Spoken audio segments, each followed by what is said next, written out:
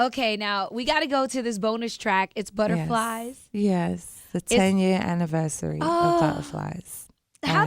Did Michael Jackson, was that written or did you write it?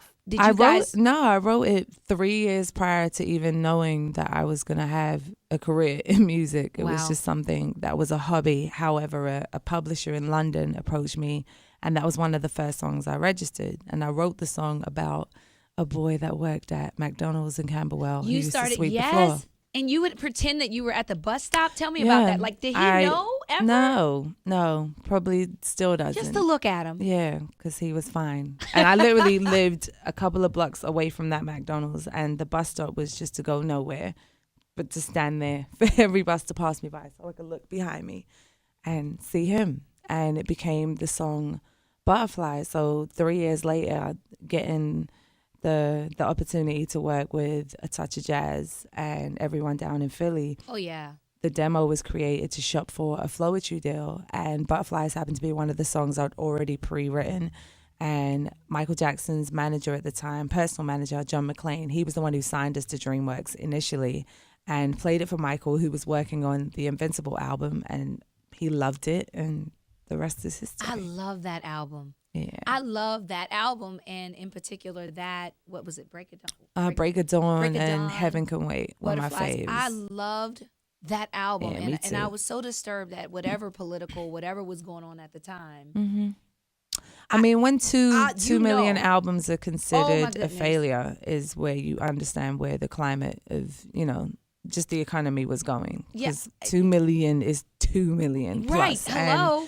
And now so much more, but yeah, there were record company issues and everything that was going on at the time. But Butterflies was never an official single. However, it got all the way to number one mainstream and Urban AC because people loved the record, and you couldn't deny what was happening with that song, whether it was business related or not. You just wanted the music, and it felt like, and that's what it's about, isn't it? Yeah, and it felt like Michael was all the way where people wanted him to be, and I'm thankful I got to do what was his official, in him still being here, his official song last released. All right, well, this is the Butterflies remix with Marsha Ambrosius on the People's Station V-103.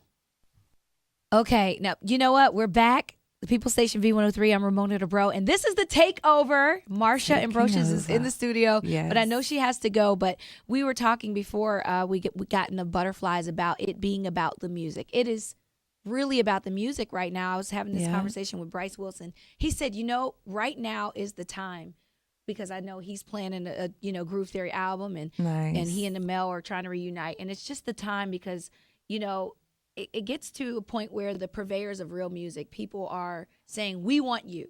We don't care about everything else. We don't care about, we will download you if we have to. Right. But we want you because we want music, and it is about the music. But and that's just it. You can't fool the people. You can't, especially not with blogs and all of this media. It doesn't work. And I guess artists like myself and people that are requesting real music, there is an undeniable hunger for honesty in music, and like it's not there anymore. So when you get a glimpse of it, it's like, oh, now's the time. Everyone jump on being real all of a sudden, when there's just been little to no opportunity to just create good music. It always has to have something attached to it. It has to have a certain producer's name or a feature on it just to get a listen. But I think when people actually get great music, it stands above and beyond all things, and that's what I definitely attempted to do with this album, and it's why it did what it did. It didn't get to number one R&B album on Billboard for no reason. I won't ever deny that. It's not number 2 Billboard rave overall 200. Rave reviews, but at the end of the day, the reviews are one thing, because I even think with Floetry being what it was when it still didn't do those numbers. It still didn't have that proof. It just had the people behind it. And I think now that I have the numbers alongside having people digging the music, it just forces the hand to go, oh, there are real artists out there that create good music, that produce and write good music. And I think it's proving points more than anything. And I'm thankful that it's opening doors for people to say, okay, real music works. And you know what? It's so crazy. What was her name from England? Susan Boyle. Mm-hmm. You know, it's amazing to see her rise, because so many labels would say, no, you should go neo soul because of how you look, or you should do this genre, or no, you need to change your sound. And that's just it. I didn't need to do anything or don't have to conform do anything to do anything. so. Even when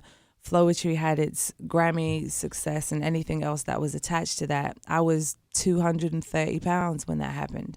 And not because I was uncomfortable with me, but because I was so comfortable with who I was that I was able to do so.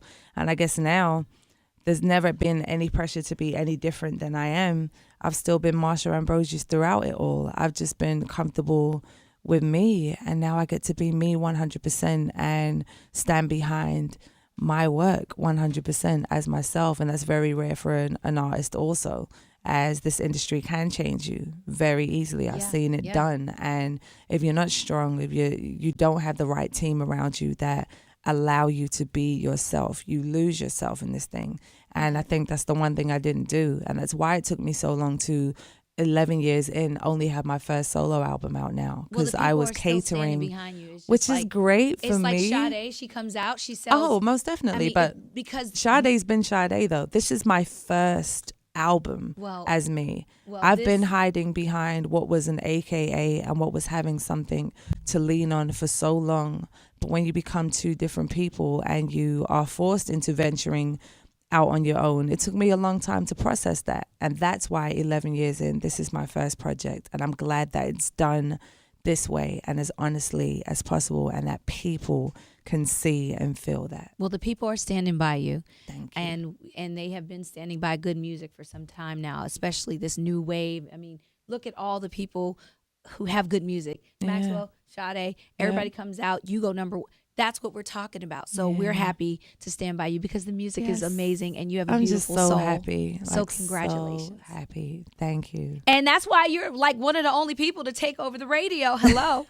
So Marsha, it's an honor. Thank anybody you want to shout out, because I know you're like an official, I know, AT guest aliens. AT alien. Yeah, I am an AT alien. I am a 404. I was here for a while. This was my first invitation to the United States. So I always have an emotional connection to being here. So shout outs to R. Thomas chicken wings and mango pie. And the salmon at the grill at Lenox Mall. I love those potatoes at R. Thomas. I'm a little hungry now. So yeah. Potatoes. Oh, well, thank you so much for joining us. Thank you. Everybody run out. Marsha Ambrosius, late nights and early mornings. Believe me, someone is going to have to pry it off of your iPod, or you're going to have to like pry those headphones off, because you won't want to listen to anything else. Nice. Thank you. You're welcome.